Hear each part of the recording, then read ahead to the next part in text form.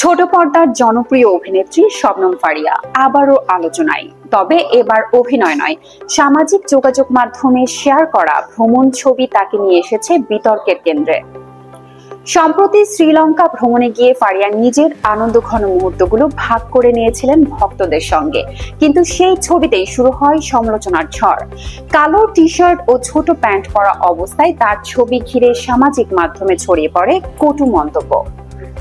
একজন লিখেছেন, দেশে থাকলে ভণ্ডামি করে, বাইরে গিয়ে আসল রূপ দেখায়। আরেকজনের মন্তব্য, আপা দেখি হাফ প্যান্ট পরে। এভাবেই নেতিবাচক প্রতিক্রিয়ার ঢেউ ছড়িয়ে পড়ে ফারিয়ার পোস্টে। শবনম ফারিয়া এর আগেও সামাজিক যোগাযোগ মাধ্যমে নানা মন্তব্যের মুখে পড়েছেন, তবে নিজের স্বভাবসুলভ ভঙ্গিতেই ইতিবাচক থাকতে পছন্দ করেন তিনি।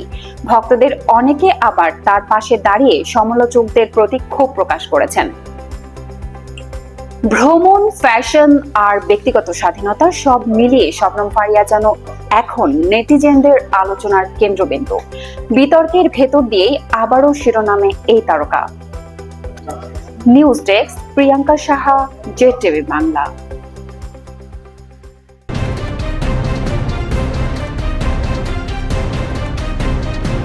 জেড টিভি বাংলা, নতুন ভাবনায় প্রতিদিন।